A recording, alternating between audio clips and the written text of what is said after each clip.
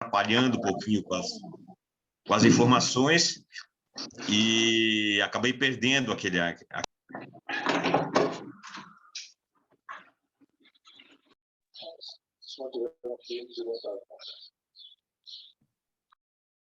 Kátia, o Fábio caiu.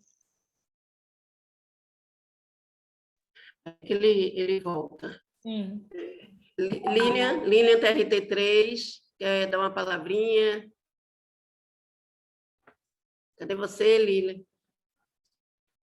Bom, então eu vou aproveitar que Pronto. Kátia tinha me colocado e aí Fábio entrou, eu acho que é por isso que deu confusão no microfone.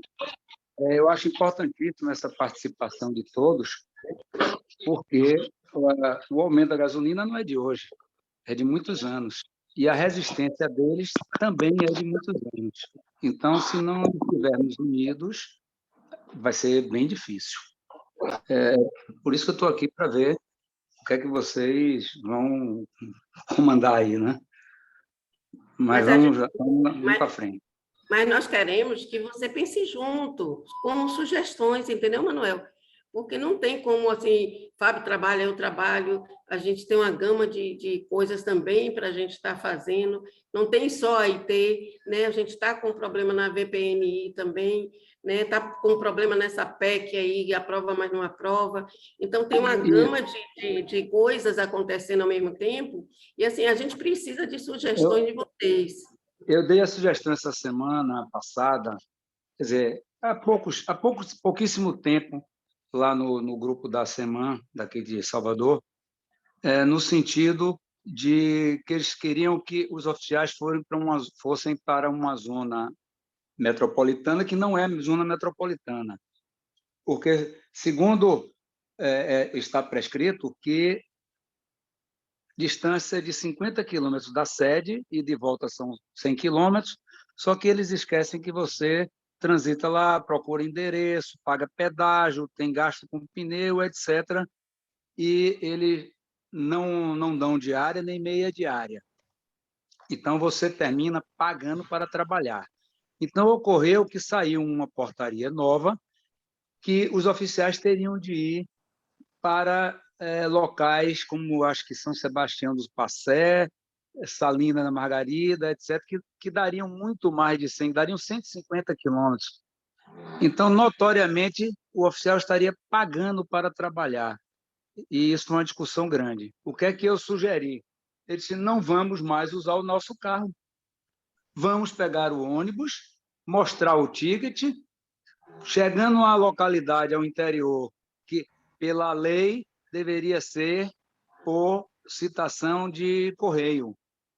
Mas os juízes daqui de Salvador não obedecem isso desde sempre. Eles botam direto pelo oficial. Então, eu disse, vamos de ônibus.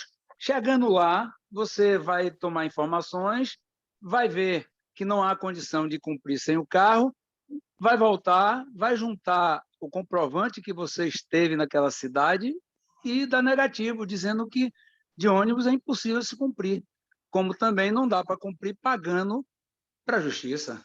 Isso é inadmissível. Então, a sugestão foi essa, que nós deixássemos de usar o carro, sofrêssemos um pouquinho, até eles verem que o processo não anda sem a linha de frente, que somos nós. Foi essa a sugestão que eu dei. Beleza. Fábio, Oi, Kátia. Eu voltei, lá. desculpa, deu um pico de energia aqui, acabei excluído da nossa conversa, mas voltei aqui sem problema daí, tá? Mas eu estava falando, então, e aí esse assunto da IT, em virtude principalmente aos aumentos consecutivos dos combustíveis, né, tem causado uma pressão na categoria e essa pressão acaba rebatendo na própria FenaSoJafe, né? Então, a gente já tinha um processo que estava sobrestado lá no Conselho da Justiça Federal e no Conselho Superior da Justiça do Trabalho, e ainda na gestão do Eduardo, a FenaSoJafe decidiu movimentar esses processos, né? Protocolando uma petição para que eles fossem analisados pelos conselhos. A razão do sobrestamento era de que, provavelmente, se eles fossem julgados sob a égide daquela lei complementar que impedia reajuste de salário e de qualquer outra gratificação e indenização, eles seriam indeferidos e nós teríamos que entrar, né, posteriormente com novos processos, partir do ponto inicial em todos os processos para poder fazer com que eles fossem julgados pelo Conselho Superior, né, de ambas as instituições. Então, decidiu-se em uma postura estratégica fazer com que esses processos ficassem sobrestados, não fossem apreciados pelo pleno do Conselho, e como essa lei complementar, ela vai perder a validade a partir do final desse ano, ela é válida até o dia 31 de dezembro desse ano, então, provavelmente, né, ele seria julgado já com efeitos a partir do próximo ano, né? Não teria vigência em 2021, ano no qual a gente está impedido de obter qualquer aumento salarial, de indenização e de qualquer outra gratificação. Então, os dois processos começaram a tramitar e foram para os dois relatores, né, responsáveis, né? Só que eles, a partir do momento que os relatores deram os seus despachos, eles tomaram rumos diferentes. O da federal, eu inclusive participei de uma reunião junto com o Eduardo e com o Zambon. O relator, ele foi até uma pessoa muito receptiva, falou que iria analisar com carinho o processo, e a tendência que a gente viu, que a gente presumiu, era de que ele realmente despachasse para que o pleno do Conselho apreciasse, né, o pedido, né? Mas, na verdade, a gente surpreendeu com a decisão dele. Ela foi quase que o oposto disso, né? Ele alegou que as diligências virtuais estavam tomando, né, boa parte das nossas tarefas e decidiu que era necessário que se fizesse um estudo para ver até que ponto essas diligências virtuais, né, que foram intensificadas a partir do início da pandemia, poderiam interferir no cálculo da indenização de transporte. E para que fosse feito esse levantamento, ele propôs que fosse formado um grupo de trabalho com integrantes de cada um dos tribunais regionais federais do Brasil, e para que esse grupo de trabalho definisse, através de critérios estatísticos, né, quanto que estamos cumprindo de mandados virtuais frente aos mandados presenciais. Então, a partir daí, eu até pensei, né, de uma forma mais pessimista, que era coisa para o final do próximo ano, né, a formação desse grupo, porque ele realmente deu um nó nas nossas expectativas. Mas, para minha surpresa, o processo aí foi enviado para o presidente do Conselho da Justiça Federal, Humberto Martins, e esse grupo de trabalho foi formado, o despacho para a formação desse grupo de trabalho foi realizado, foi concretizado logo em seguida, né? Então, a gente até se surpreendeu com a rapidez, e isso até achei positivo, né? Só um parênteses.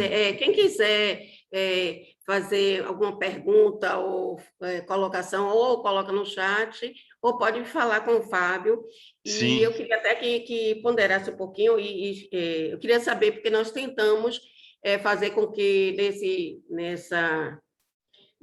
com esses representantes tivessem bastante oficiais de justiça. Eu não sei como é que ficou isso, né? Você já tem alguma coisa com relação a quantos oficiais realmente vão poder participar, e assim, eu ainda, você está pessimista, eu continuo pessimista. Eu estou achando muito estranho, e nada do que venha lá de cima me faz ficar de cabelo em pé, principalmente essa questão de saber o número de mandados cumpridos, né? Online ou virtuais e presenciais.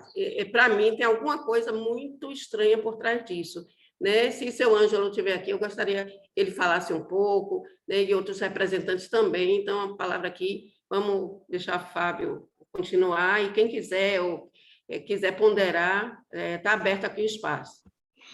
Tá certo, pode me interromper a qualquer momento, tá? Eu até nem gosto assim de discurso muito longo, né? Mas como esse aspecto das ITs, né? Essa questão das ITs é muito complexa, então eu vou falando, vou encadeando o meu raciocínio, mas pode me interromper a qualquer momento, não tem nenhum problema, tá? Mas então, aí houve o despacho, né, do presidente do conselho para a formação desse grupo de trabalho. Aí os tribunais começaram a indicar, né, e tanto a FENASSOJAF quanto as associações de base ligadas à FENASSOJAF sugeriram, né, nomes de oficiais de justiça para integrar esse grupo de trabalho. Infelizmente, a maioria dos tribunais regionais federais não indicaram oficiais de justiça, né? Houve 2 exceções em relação ao TRF1 e ao TRF3, né? O TRF1 até tomou uma decisão inusitada, ao invés de indicar um representante, acabou indicando 2. Um deles parece que é o supervisor da SEMAN de Brasília, do Distrito Federal, e o outro é o nosso colega, diretor da FENASSOJAF, Márcio Martins, né?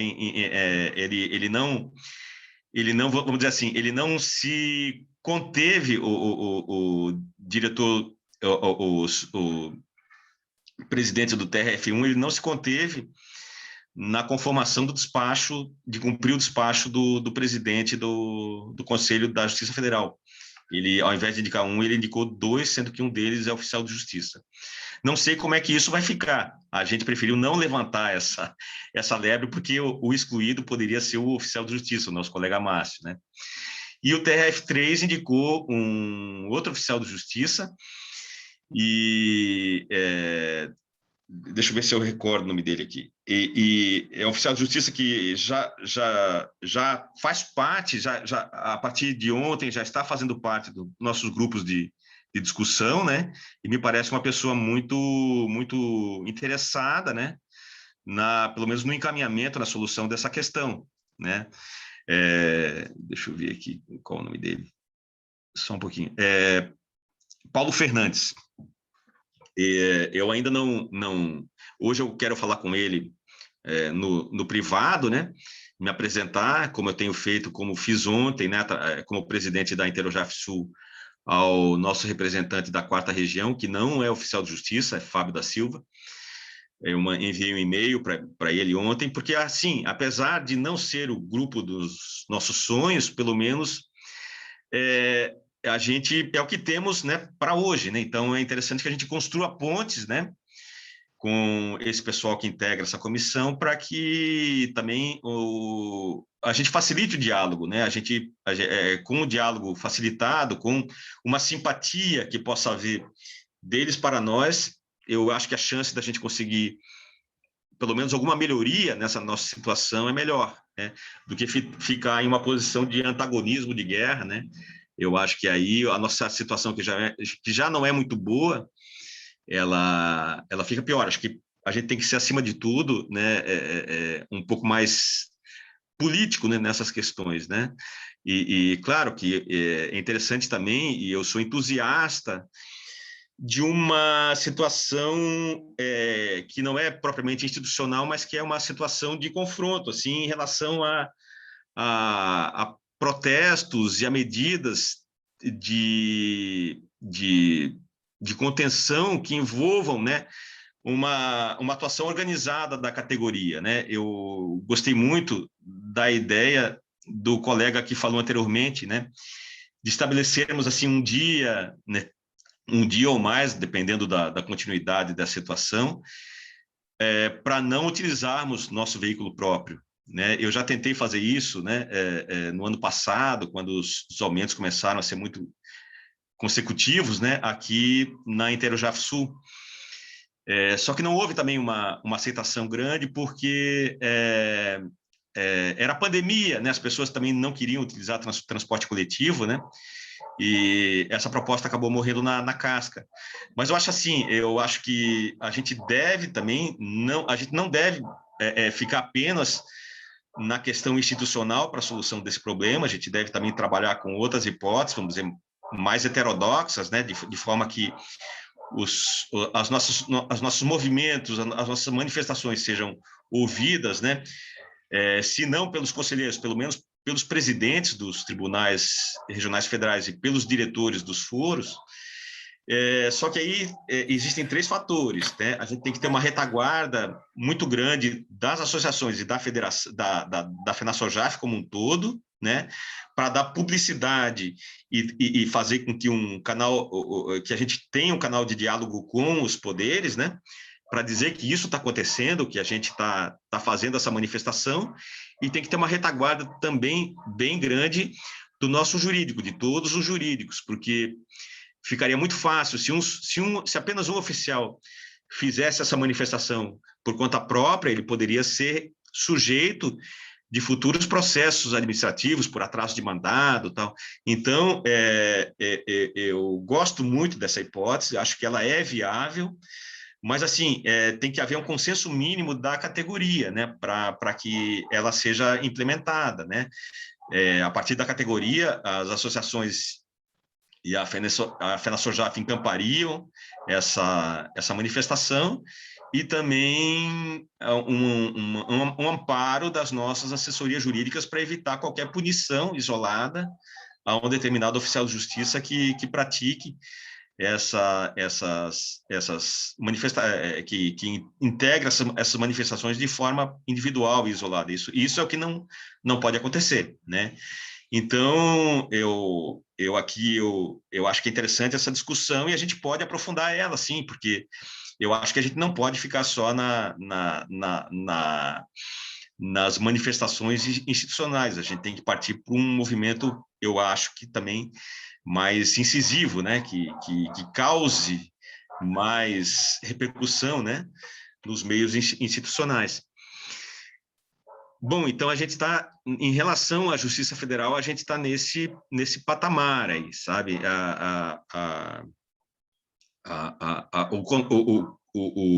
O grupo de trabalho foi formado, e agora, a partir de ontem, a gente está mantendo contato, né, com os eleitos, né, para participar desse grupo de trabalho, e dentre todos são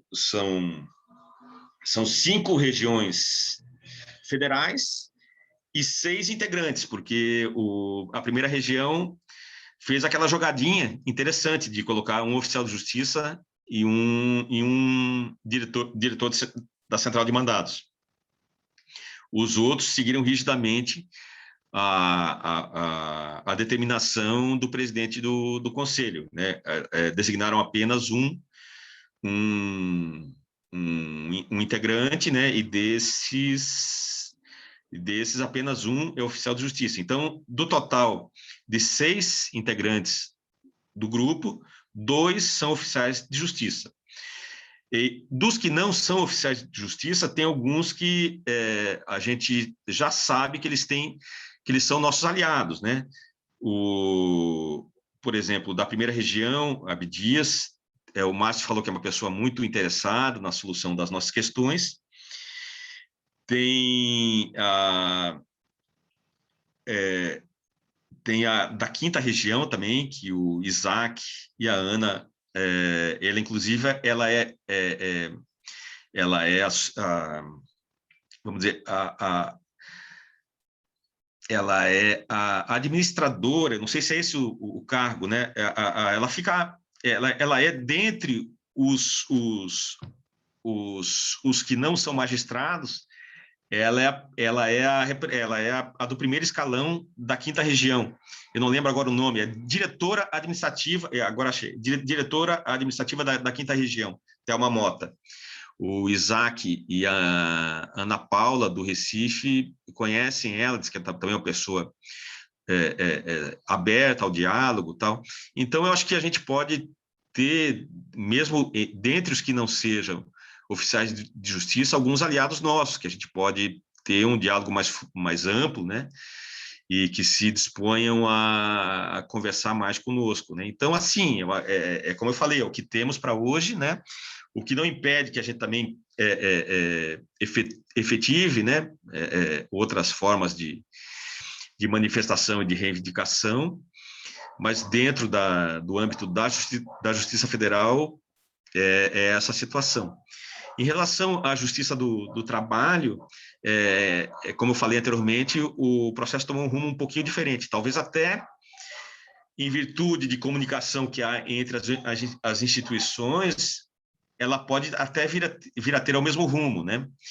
Mas, por enquanto, o processo saiu do âmbito do conselheiro relator, que o enviou à assessoria jurídica do Conselho, né, para manifestação.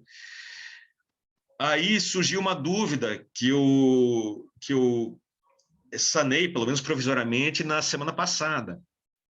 Eu consultei o Rudi Cassel, né, nosso assessor jurídico, e o meu antecessor no cargo, Eduardo Virtuoso, para saber se era interessante que a gente provocasse, né, alguma manifestação através de uma petição ou através mesmo de uma reunião com os membros dessa assessoria jurídica, né? Mas os dois acharam que, por enquanto, não era tão interessante assim, que talvez a gente fosse queimar uma etapa importante, porque, segundo eles, o mais importante, na visão deles, seria um contato com os conselheiros a partir do documento que fosse elaborado pela assessoria jurídica, né? Então, eles acham que talvez seja necessário aguardar um pouquinho mais o processo para a concretização desse despacho da assessoria jurídica, para, então, a partir desse documento, como base, a gente marcar reuniões com os conselheiros, né? Ou no sentido de contestar esse documento que vai sair da assessoria jurídica, ou complementar com os nossos documentos também, né? Só que o problema que eu vejo é que não há um prazo para a assessoria jurídica do Conselho Superior da Justiça do Trabalho se manifestar. Então, a gente teria, eu estou um pouco premido, um pouco pressionado por esse prazo, né? Os combustíveis aumentando e o processo ali parado. Então, até semana passada, eu achei que eles realmente estavam com razão, só que à medida que as semanas passam e os combustíveis aumentam, a minha situação fica mais complicada. Então, eu acho que a partir da próxima semana eu vou tentar mudar esse contexto e provocar realmente uma discussão, uma reunião, né? Convocar, né? Convidar o chefe da seção da assessoria jurídica para que a gente converse, pelo menos para que eles agilizem esse despacho, né, interno, seja ele qual for, para que o processo caminhe, né? Porque senão a minha situação vai ficando cada vez pior aqui e eu não consigo dar. O importante é que haja notícias, né? Sejam elas, tomara que sejam boas, mas se elas forem ruins, pelo menos significa que a coisa andou, né? E o que me causa um pouco de agonia é essa demora, né? Se a gente fizer um paralelo entre o que acontece na Justiça Federal e na Justiça do Trabalho, na Federal o processo andou. Um pouco para pior, me parece, a partir do momento que o relator não pautou o processo para ser julgado pelo Conselho, mas ele andou. De qualquer forma, a gente teve novidades para repassar para a categoria. Já em relação da Justiça do Trabalho, não, ele está parado lá e a gente, né, quer alguma informação em relação a isso. Então, vamos aguardar essa semana, né? Essa semana também é uma semana um pouco prejudicada em virtude dos feriados, mas a partir da próxima semana eu vou tomar a iniciativa de provocar, né, uma manifestação, né, seja através de uma petição ou de um convite para participar de uma reunião virtual, né, com a FenaSOJAF. Então é isso, em suma, é essa a situação, né? Eu estou aqui à disposição de vocês, tá? Obrigado pela atenção, viu? Estou à disposição. Seu Ângelo deu uma palavrinha aí, seu Ângelo, que ele tem uma leitura, releitura muito boa.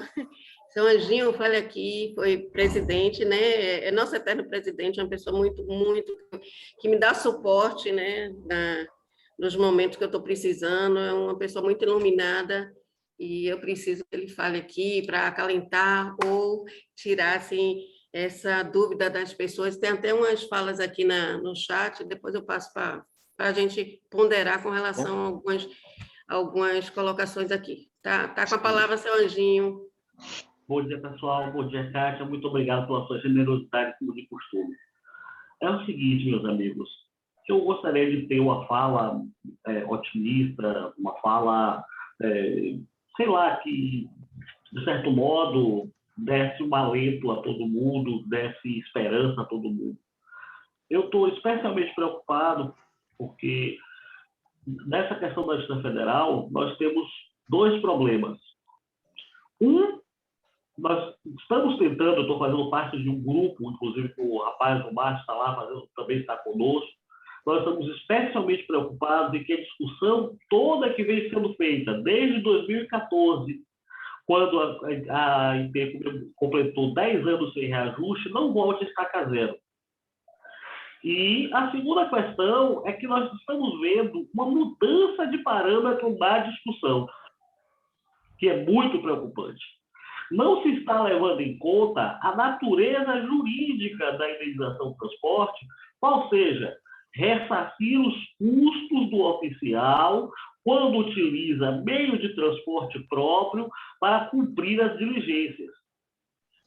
O que está acontecendo? Eles agora querem fazer uma discussão de parâmetros outros, ou seja, qual o número de mandados que vocês cumpriam antes, presencialmente, quantos estão sendo cumpridos agora, virtualmente, e a partir deste novo parâmetro, presumir que não há ou a necessidade de um reajuste, ou se houver, não seja ele capaz de fazer frente aos custos que nós estamos suportando. Eu faço parte do grupo da primeira região e, nesse particular, eu tenho registrado com os colegas o seguinte, pessoal.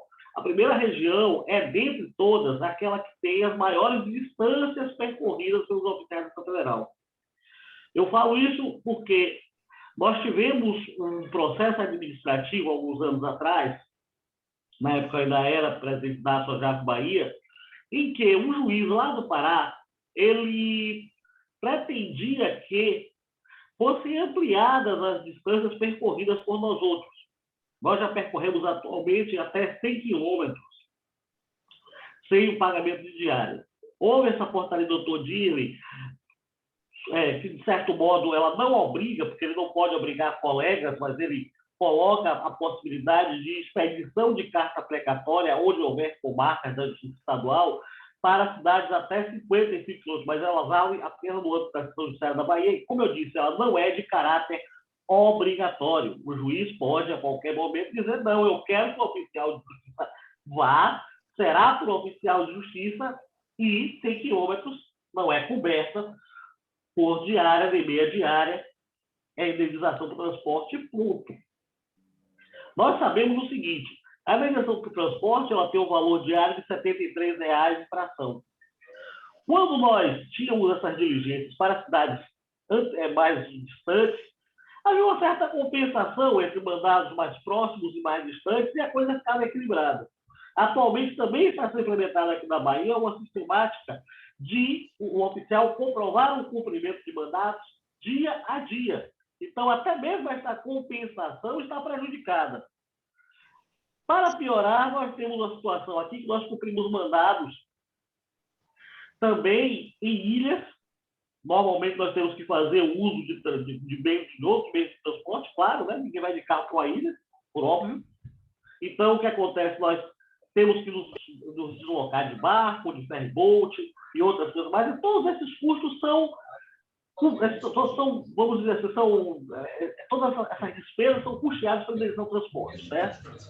Então, a situação aqui está ganhando um grau de dramaticidade. Eu acompanhei a sugestão de Manuel Pinto.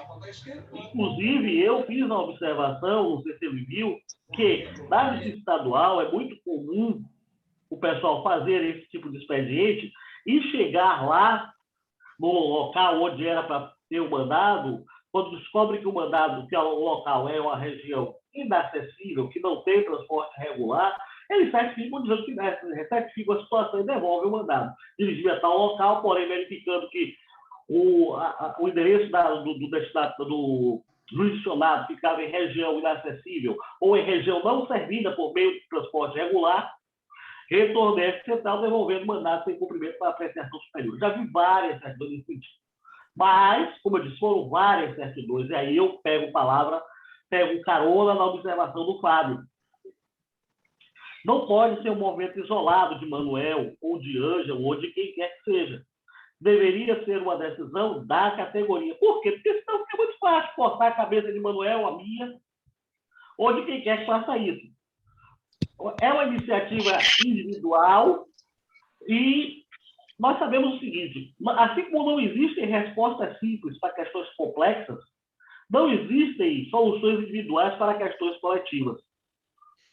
É uma situação que deve ser ponderada com o grupo e somente com o grupo todo se mobilizando e decidindo essa coisa que nós podemos evitar uma retaliação, ou pior, como dizem os bons baianos, uma retaliação do oficial de justiça que assim proceder. Está entendendo, pessoal?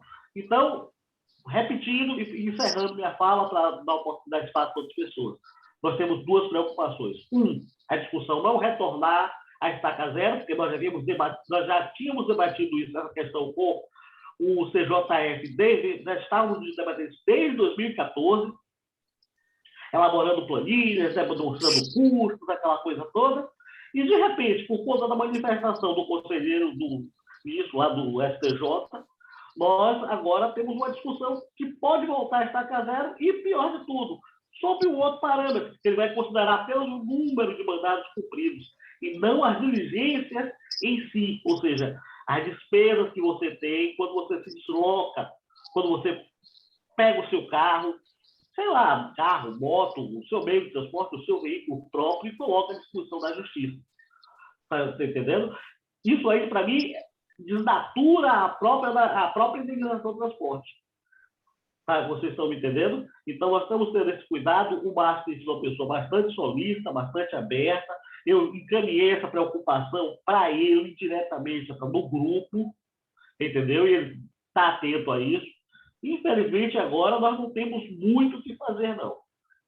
Está entendendo? A preocupação existe. Eu gostaria de apresentar uma fala mais otimista, uma fala mais para cima, né? Bacana e tal, mas infelizmente é o que nós temos para hoje, como disse o colega. Tá bom? Tenham um bom dia a todos. Desculpe se eu me alonguei. Foi um banho de água gelada esse retorno, essa decisão do CJF, né? Então, em vez de avançar, eu acho que foi um retrocesso gigante. Eu posso estar acima... Eu posso fazer uma pequena intervenção? Pode, fica à vontade. Em relação a essa magnífica fala do colega Ângelo, né? É o seguinte, nessa reunião que nós tivemos nós tivemos uma reunião anterior com o Eduardo, o Dr. Rudy, com dois advogados do escritório do Rudy, inclusive ele também participou, Zambon e eu, né? E uma das propostas que a gente ficou de efetivar é tentar fazer um projeto de lei, né, para que fosse tramitasse no Congresso Nacional, estabelecendo critérios permanentes de cálculo de indenização de transporte, porque se a PEC 32 for aprovada, esse tipo de indenização não vai mais subsistir, porque tem que ser, a PEC estabelece que tem que ser apenas por iniciativa de lei, que essas indenizações poderão ser implementadas. Então, nesse caso, a gente já tem que pensar nisso, e nós já deliberamos que o Rudy ficou de fazer essa redação do projeto, que tem que ser uma lei efetivada, né, que tramite no Congresso Nacional, para que, a partir de então, a gente passe a ter esse direito preservado. Se não, caso seja aprovado, tomara que não seja, mas se for aprovada a PEC 32, a gente também vai perder todo tipo de indenização que a gente não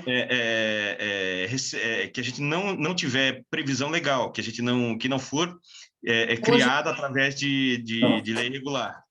Então é mais um problema que a gente vai ter que enfrentar. Lugar para a gente poder pegar essas duas aqui. Nossa, por favor.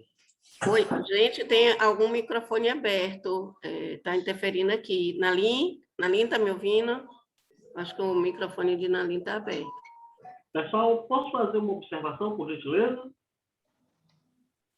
Embora não haja regulamentação específica da linha de transporte, ela está prevista, se não me engano, na Lei 8.112. Eu acho que a partir daí se pode construir alguma coisa, estudar e buscar uma regulamentação mais específica.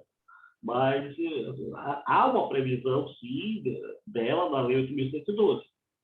Claro que a PEC se sobrepõe hierarquicamente, teria que ver realmente o texto da PEC, ver direitinho o que é que ela estabelece, mas há uma previsão legal, sim, de pagamento da IT na Lei 8.112. Não há, todavia, eu reitero, a regulamentação, ou seja, o modus, como se faz esse ressarcimento das despesas. Está entendendo? Mas há, sim, uma previsão na Lei 8.112, faltando, claro, essa regulamentação mais a miúde, que até então vem sendo feita pelos conselhos. Certo. Era só isso que eu queria dizer. Muito obrigado. Obrigado, Ângelo.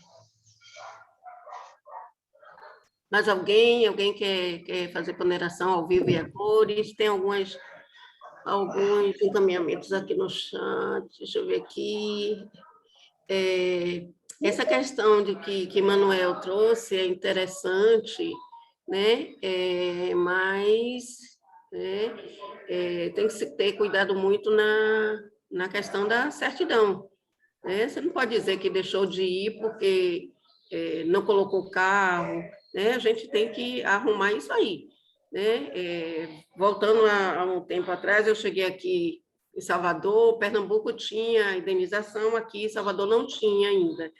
E eu não saía com carro, eu pegava 2, 3 transportes, não utilizei meu carro e fiquei usando, né, o passe livre nos transportes. É cansativo, mas enquanto não saiu a IT aqui, eu não utilizei meu carro, né? É uma questão pessoal. Não vou dizer, Fábio, faça assim, faça assado. É um desgaste, você corre risco, né? A gente corre risco de ser assaltado em qualquer canto. Mas a questão da Covid agora, né? Você pegar transporte, é uma série de coisas que a gente tem que ponderar. Deixa eu ver aqui o chat. Espera aí, só um minutinho. Fábio, você consegue ver o chat aí para você responder? Você consegue ler? Vou abrir aqui. Tá bom, só um pouquinho. Vamos lá.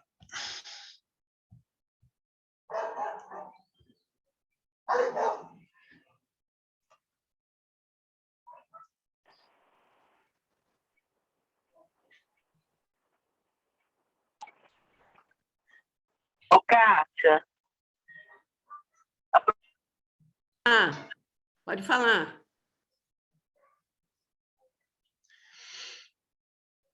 Tem uma pergunta aqui do Jeová, né?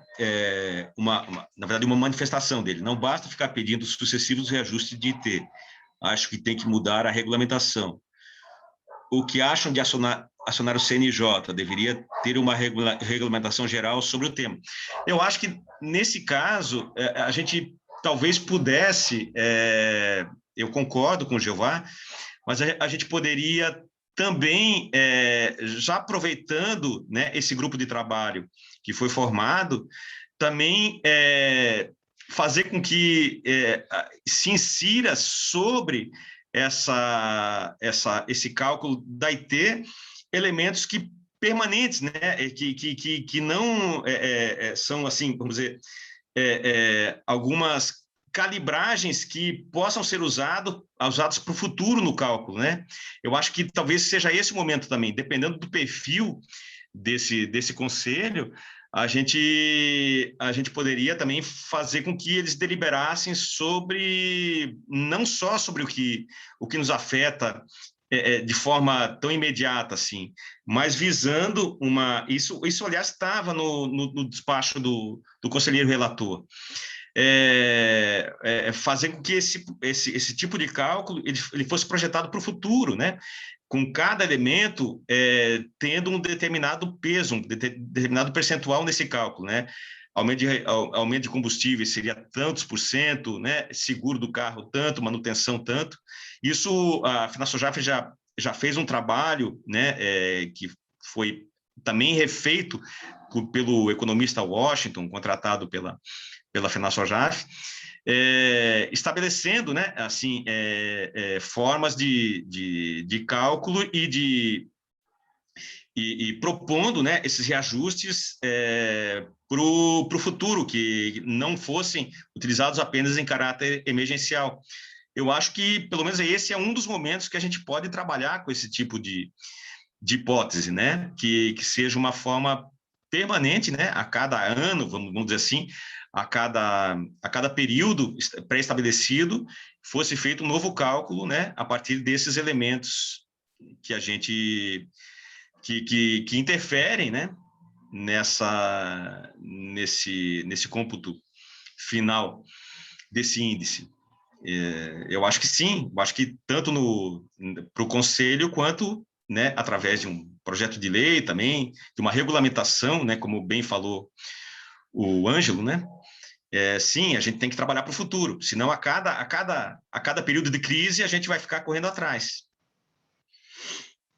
A questão do CNJ, a gente conversou um momento no Conselho da Federação, inclusive com o Dr. Rude, né?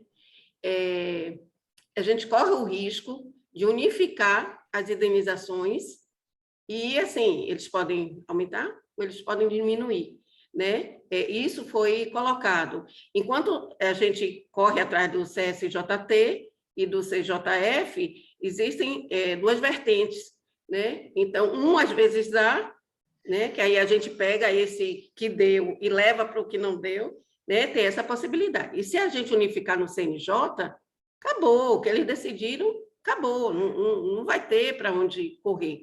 Né? Então, isso foi ponderado para a gente estar conversando, para a gente estar pensando, né, as consequências, porque tudo que a gente faz tem consequência. Né? Se a gente vai para o lado direito é uma coisa, se a gente vai para o lado esquerdo é outra, e tem que ser ponderado, e tem que ser ponderado com todos.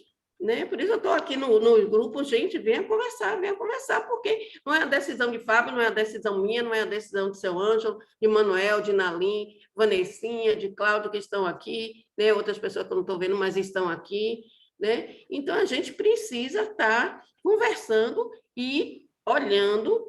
Né? Tem o doutor Rude que pondera da próxima vez que a gente puder trazer doutor Rude também para dar esse cunho, mas tanto Fábio quanto o seu Ângelo e outras pessoas, a maioria aqui é formada em Direito, a gente tem, né, a gente tramita de uma certa tranquilidade. E sempre a gente está repassando para doutor Rude, ou doutor Cláudio aqui, né, são os advogados que a gente sempre está conversando, para não jogar... não perder, né, o ritmo e nem fazer coisa desproporcionada, né, que as consequências venham de forma drástica, né? Mas tinha alguém aqui que queria falar. Veja aí se tem outra pergunta, Fábio.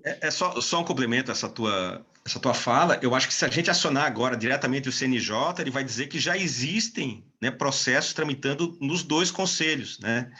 E eles sempre tomam uma decisão mais cômoda, né? É difícil que eles sejam tão ousados assim, que atendam, né, de uma forma imediata o que a gente pede. Então, eles vão dizer, não, já tem dois processos tramitando, um em cada instituição, vamos deixar, né, que esse processo chegue ao final, aí a gente toma a nossa decisão. Eu, pela pouca experiência que eu tenho, né, ao lidar com esse tipo de... especialmente conselhos, né? os conselheiros, né, com algumas exceções referentes aos tribunais regionais, mas os conselheiros eles vivem lá, né, naquele mundo que eles não conhecem o chão da fábrica, né? Então, eles não vão se preocupar muito em avocar essa responsabilidade. Eles vão dizer, não, já existem 2 processos lá. Então, acho que assim, é uma questão de trâmite, né? A gente tem essa situação, a gente vai tentar interferir de uma forma positiva para que revertem frutos para nós, mas, assim, são decisões que seguem um ritmo. Infelizmente, é um ritmo lento para nós, né? O que a gente pode fazer é tentar apressar, tentar que essa solução seja a mais imediata possível, né? Mas nem sempre a gente consegue. A gente vai tentando e a gente conta também com aquilo que eu havia falado, né? Com a pressão da categoria, né? Uma pressão estudada, uma pressão, né, direcionada, né, uma pressão que não seja uma pressão suicida. Eu acho que tem que haver também, né, manifestação em frente às sedes dos conselhos, né, operações padrão, isso tudo eu acho muito, muito saudável, né, e necessário. Mas eu acho que, assim, fazer com que o Conselho Nacional de Justiça avoque esse processo, né, sem que haja um término no trâmite nas 2 casas, nas 2 instituições, eu acho difícil. Mas é a minha opinião, claro. A gente pode debater, inclusive, com a nossa assessoria, essa possibilidade, né? Surgiu também a ideia de que o Conselho da Justiça Federal avocasse o processo, né, nessa nossa reunião de segunda-feira.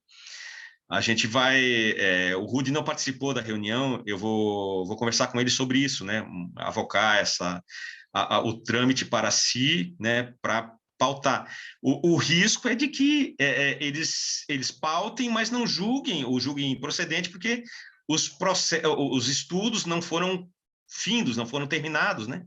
Então, é difícil trabalhar com esse tipo de grupo, né? de colegiado, né? Eles sempre tomam uma decisão mais cômoda para eles. Mas vamos lá, vamos ver se tem mais alguma pergunta aqui. Tendo em vista as grandes diferenças de regulamentação entre vários tribunais do país sobre a IT, devido ao oficial de justiça, sugiro acionar o CNJ para... essa questão do CNJ mesmo. Uma das finalidades do CNJ é exatamente essa de uniformizar e regulamentar questões administrativas da justiça como um todo. É uma decisão que pode ser implementada, mas não é uma solução fácil, não. Né? Eu acho que também deve estar dentro do nosso radar, né? Mas tudo depende de uma questão de oportunidade e estratégia, né? Mas vamos colocar na nossa pauta, né? Jeová, para uniformização dos TRTs, seria o CNJ ou o CSJT? Vamos ver. Alguém quer fazer uma pergunta ao vivo? Acho que todos os esforços devem ser concentrados para os colegas do interior dos estados. As distâncias do interior são enormes e os administradores das varas podem não estar muito sensíveis a isso. Isso a gente vai fazer, vai peticionar, né? vai esclarecer, vai expor essa questão aos integrantes do grupo de trabalho. A distância que é percorrida na capital é muito diferente das distâncias das subsedes do interior, né? Inclusive muitas vezes, né, quase diariamente, as zonas rurais são visitadas, né, e isso demanda realmente um consumo de combustível muito superior aos das cidades, aos dos locais mais urbanizados, né?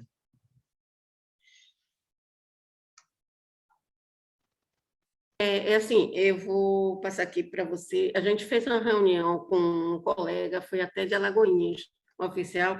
Ele já está tão nervoso, vou botar nervoso, né? Ele já está aloprando, que ele disse que vai entrar individualmente, né, na justiça. E Luciana do Sintraenga, até nós chamamos ele, conversamos, fizemos uma roda de conversa para ver ponderação, né? Muita gente entrou, foi até à noite. Ela está tentando até entrar aqui para conversar um pouco, mas não está conseguindo. E ele fez as ponderações dele, só que assim, isso está se arrastando, como o seu Ângelo falou, já está se arrastando, está se arrastando. A gente vem arrastando, né? Eu sei que quando o seu ai, meu Deus do céu, esqueci. O antigo... Ângelo. Não, meu Deus, do Rio Grande do Sul, que era o diretor jurídico. Eduardo Virtuoso. Quando o seu Eduardo, ele falou que tinha entrado com alguma medida de segurança no CSJT, eu não lembro para que exatamente, que tinha alguma coisa nesse sentido lá, não sei se era para julgar, porque eles empurraram com a barriga. Então, a gente está vendo que eles estão empurrando com a barriga. Eles estão empurrando com a barriga. Né? Esse retorno de todo um trabalho que foi feito, está tudo lá. Eles estão empurrando com a barriga. Até quando a gente vai achar que esse empurrar com a barriga...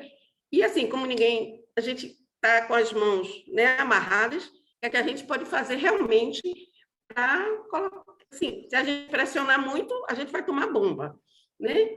E só que os colegas ficam indóceis, né? Não está fazendo nada, que não aumenta, e a gasolina, e o que é que eu vou fazer? E ficam falando, e dificilmente eles acompanham uma conversa dessa, né? Porque eu fico agoniada quando eles ficam aqui ponderando, eu não respondo mais nada. Porque assim, o que eu posso fazer é chamar para eles conversarem, eles ouvirem. Claro. Né? A gente bota a matéria, Carolzinha vai, faz toda a matéria, fala o que a gente conversou aqui, fala o que está acontecendo, e na hora a gente chama, aí não aparece. Né? Então, assim, o que fazer? O que realmente a gente fazer? Aí está fazendo tudo isso, né? Tem como conversar com os técnicos, parece que é os técnicos que decidem, né? Eu sei que eu já fui em Brasília, já conversei com o conselheiro, já fiz isso, né? É uma coisa assim, é um mundo deles.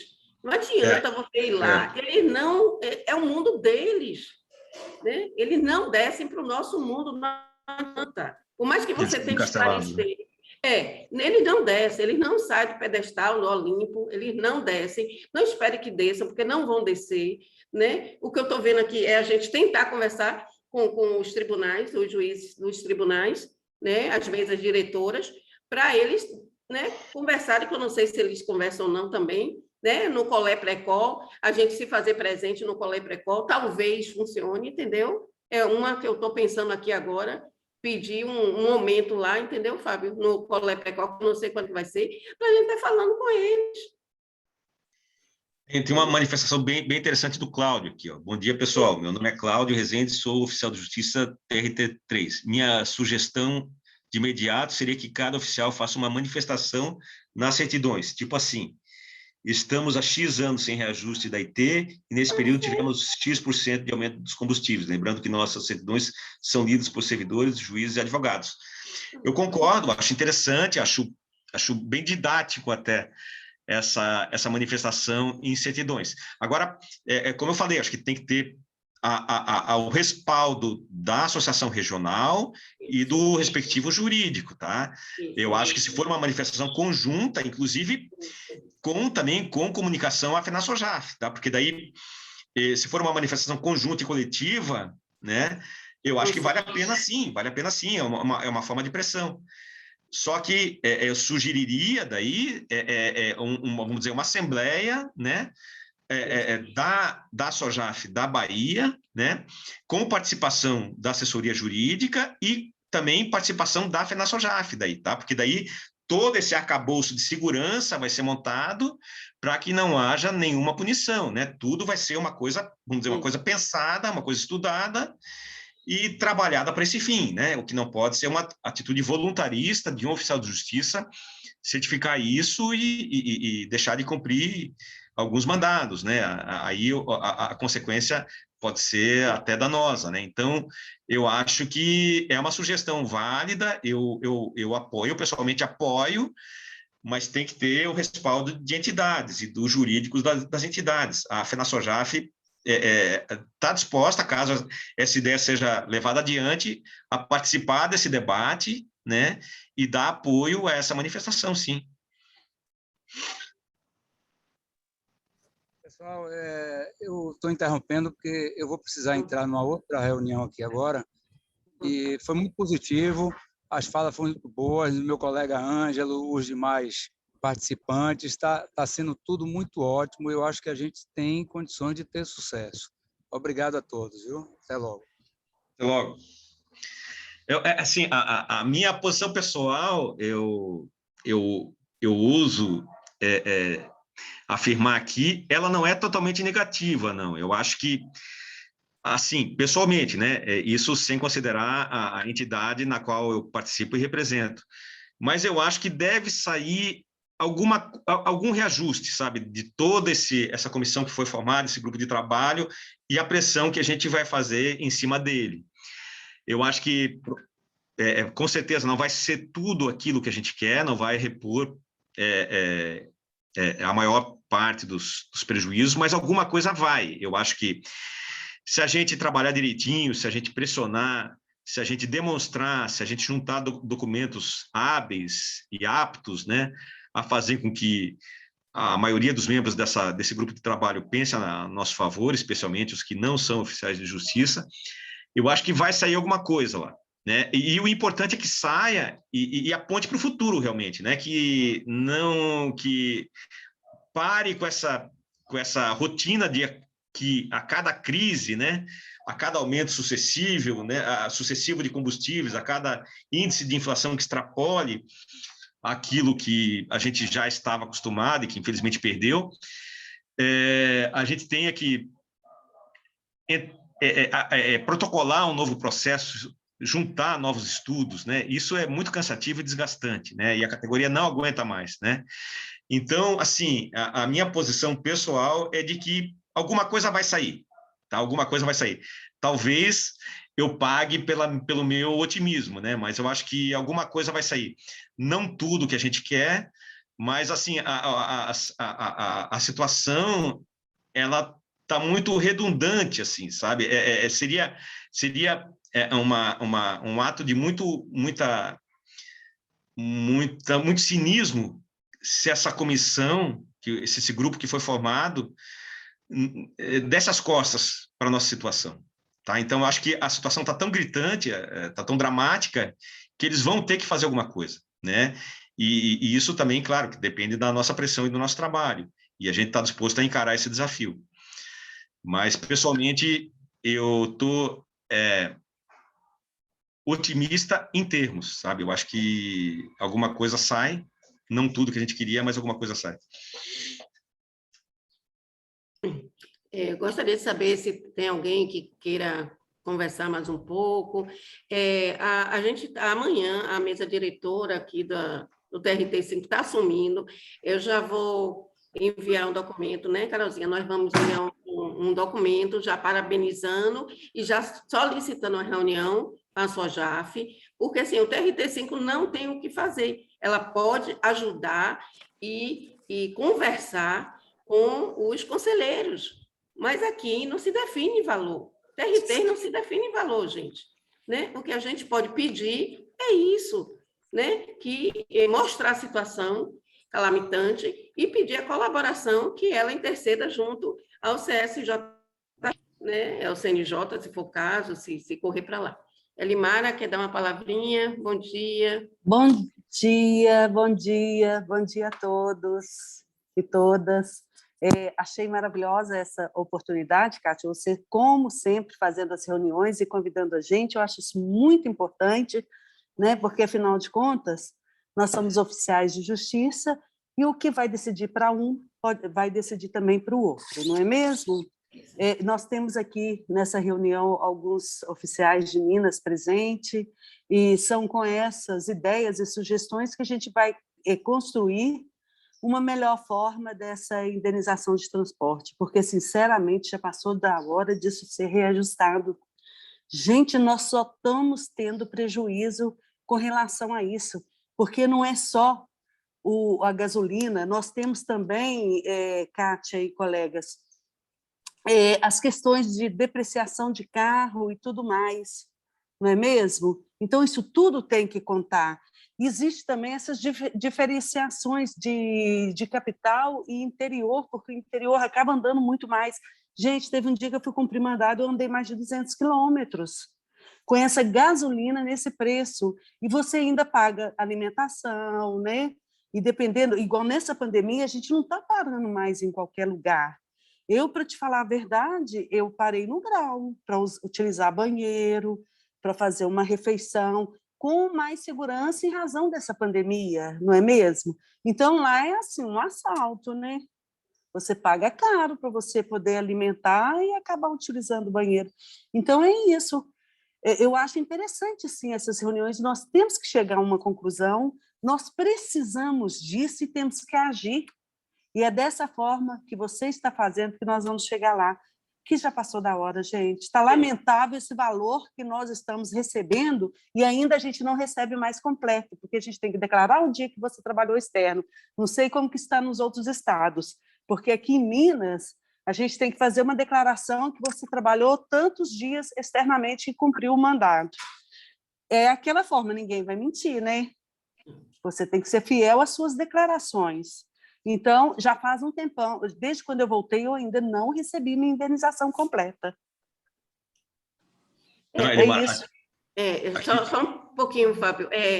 Uma sugestão também, eu sei que é muito difícil, mas assim, a gente tem que procurar opções e soluções. Enquanto não chega, enquanto os conselhos, né, dentro do tempo deles, né, bem devagarzinho, né, trabalhar conjuntamente, ver quem é o colega da área, vamos dividir, né, porque assim, dá mais segurança.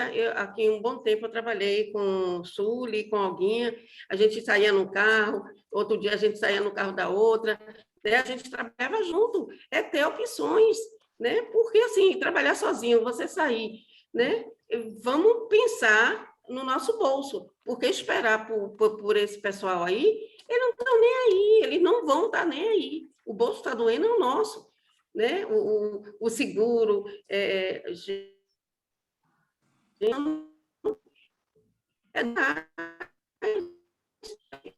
nem comprei 4 pneus. A gente faz convênio com pneu de gasolina. Eu vou fazer transportes, quem é eu vou começar a ir para os postos, pneu, né, fazer essa parte aí de carro, né? Depois de uma reunião, se concordarem, entendeu? Porque ir trabalhar junto. Não tem como você trabalhar mais sozinho. Ponto. Pode falar. Cátia, isso é tão difícil, porque o colega também tem outros mandados para cumprir, outras regiões. É complicado chamar o colega para a gente cumprir junto, sabe? Em relação ao que Elimara falou, aqui no Paraná é automático, a gente não precisa comprovar individualmente por certidões que a gente trabalhou todo dia, né? Os 22 dias são pagos automaticamente, e caso seja um mês com muito feriado, que o oficial eventualmente trabalhe em final de semana ou feriado, aí sim, aí comprova com uma declaração, com processo aberto, processo administrativo aberto, na qual ele faz referência ao mandado que foi trabalhado em final de semana ou feriado. Em relação à carona, a Interojaf Sul, ela tem também um grupo de Zap, né, que quando o oficial se propõe a cumprir o mandado em uma região distante, ele fala, amanhã estou indo para, né, Almirante Tamandaré, que é uma cidade da região metropolitana aqui de Curitiba, aí ou alguns oficiais vão de carona ou entregam seus mandados a esse oficial que se propõe a cumprir nessa região, para que ele cumpra os mandados do colega. São novos paradigmas, a gente tem que repensar, não tem mais como ficar atuando como era antigamente. Ainda mais o colega botou aqui, já devemos pensar em contra-argumentos, pois vão alegar que ocorreu diminuição com cumprimento remoto. Eles vão sim, eles vão chegar com carga total. Não pense que eles... né? Fala aí. Uma dúvida preocupante é de que maneira será feita essa estatística, né? Isso é uma questão relevante, porque aqui na região sul, É só há menos de um mês que surgiu a possibilidade da gente clicar na opção de que o mandado foi cumprido presencialmente ou virtualmente, né? Então, me preocupa muito como é que vai ser feita essa estatística. Eu acho que nem os próprios integrantes desse grupo de trabalho sabem como isso vai ser feito. Se por uma questão de amostragem, né? Então, aí, a partir dessa questão fluida, é que a gente vai trabalhar, né, com as nossas manifestações, no sentido de que essa questão do mandado cumprido virtualmente não nos afetou tanto assim quanto o Conselho acha que nos afetou. Porque a gente, no nosso caso aqui, na prática, né, a gente tenta manter contato telefônico, muitas vezes os telefones já não conferem mais, já não são os mesmos, a gente se obriga a ir pessoalmente, né? Isso na maioria dos casos, né? E fora os mandados que são tradicionalmente e exclusivamente cumpridos presencialmente, né? Como penhoras, avaliações, constatações socioeconômicas, remoções, isso permanece, né? Da mesma forma, não alterou nada, né? E os contatos telefônicos e virtuais que a gente tinha, a gente continua tendo, né? Mesmo após o advento do período pandêmico, né?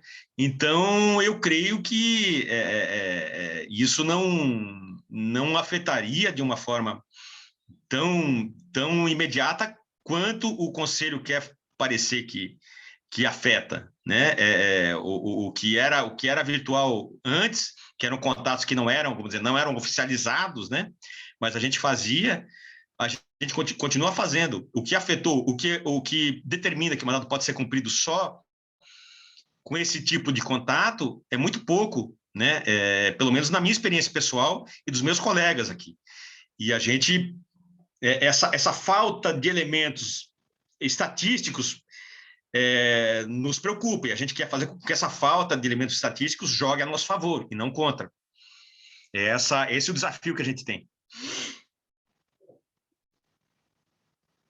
Gente, tem mais alguma coisa? Porque assim, o pessoal estou vendo que está saindo, que tem outras atividades, né? Que tem outras reuniões, né? E assim, como é uma roda de conversa, tem alguém que quer falar? Jeová, Nali, Ângelo está com a mãozinha levantada ali. Eu queria fazer uma observação rápida. É o seguinte, pessoal.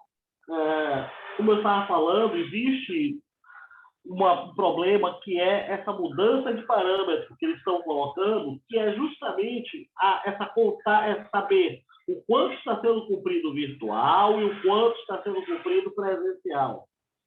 Certo? E uma das dificuldades que nós temos é que, antigamente, nós trabalhávamos aqui na primeira região com o sistema Oracle. Nesse sistema, você podia, a qualquer momento, tirar uma estatística dos oficiais de justiça e saber produtividade, quantidade de mandados, aquela situação toda. Atualmente, no PJE, esse sistema que nos foi imposto pelo CNJ, não existe essa possibilidade de controle. Está entendendo? Não existe um módulo estatístico, pelo menos não disponível para nós réis mortais, e que se possa fazer esse detalhamento, esse controle. E, de outro lado, eu gostaria de observar o seguinte, volto a insistir, nós temos que bater em cima da questão da natureza jurídica da indenização de transporte.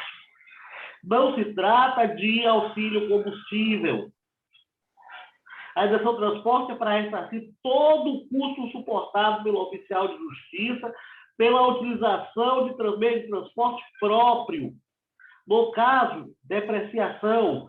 Meu caso, por exemplo, eu canso de citar isso. Eu fui assaltado no ano passado, levaram o meu veículo. Eu tive o pagamento do meu veículo facilitado, por quê? Porque eu declarei que utilizo ele a serviço. Eu pago com isso R$360 mais ou menos extra sobre o seguro de um veículo normal.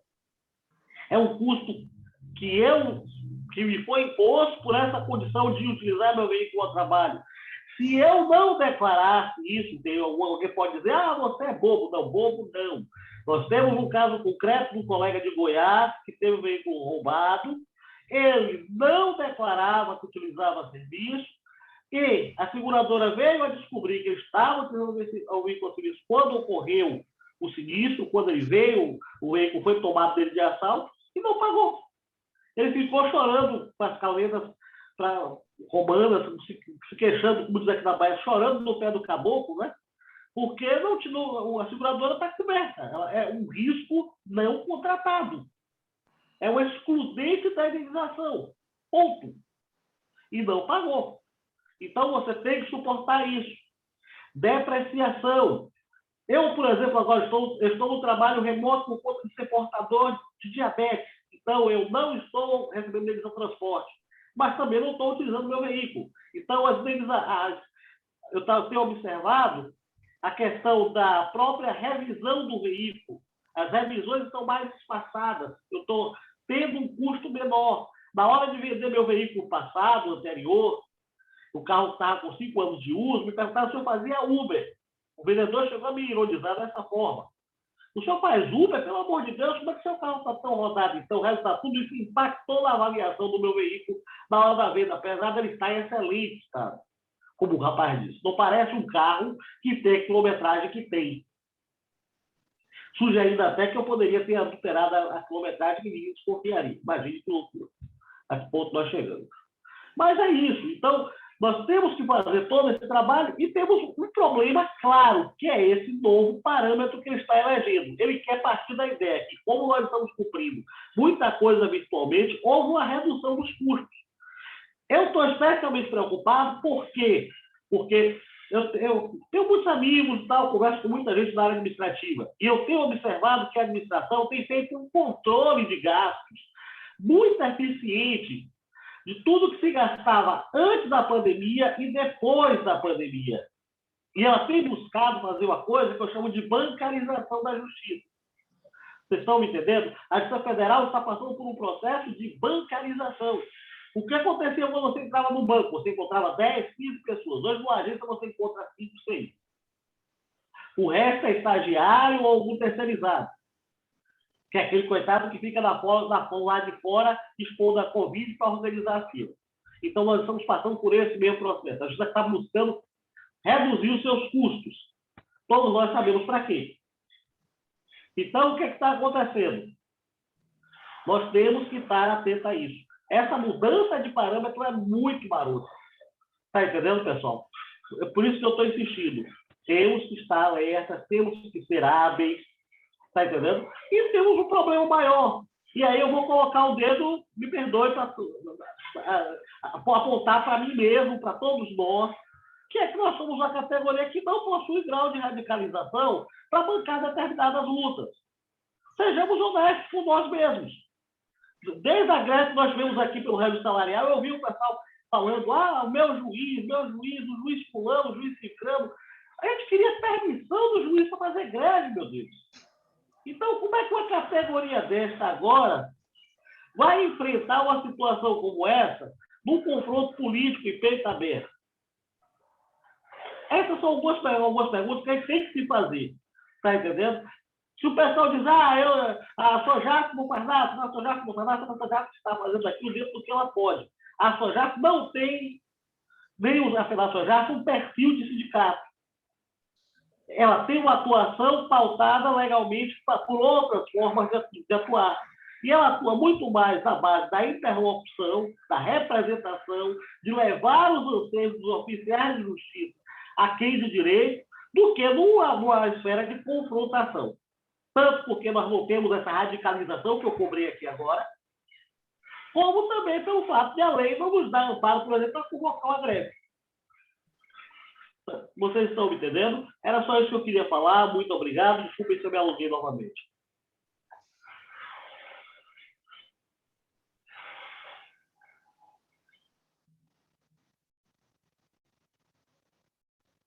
Mais alguém? Mas eu não vou deixar Fábio ficar muito fora aqui da Bahia, não. Você não vem presencialmente, mas virtualmente você vem, a gente vai chamar... Eu me comprometo, Kátia, sempre que convidado a participar. Eu acho que é meu compromisso e meu interesse também. Eu gosto muito desse tipo de debate e estou à disposição, tá? Por qualquer meio, né? Seja por telefone, pelo WhatsApp, né?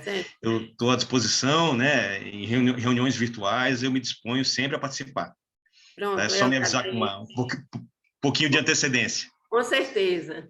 E eu agradeço aqui a participação de todos, né? Liberar o povo, vamos trabalhar, vamos, né? Mas vamos pensar e participar mais, né? Chamar o povo é o que eu posso fazer, né? E vou acompanhando aí, e boa sorte para todos nós. Né? Tá Obrigado. liberado. Carolzinha, aguardando aí seu retorno. Agradecer a Carolzinha, gente. Acordei ela de madrugada. De madrugada, acordei Carolzinha com a mensagem. Mas ela é show de bola. Nós temos uma assessoria de comunicação fantástica. Não vou prometer aumento, não, viu, Carolzinha? Mas vou ver o que eu posso fazer, viu, Carolzinha? Um beijo aí para todos no coração. Tchau, pessoal. E estamos juntos aqui. Obrigado. Beijo. Tchau, tchau. Obrigada a você. Tchau.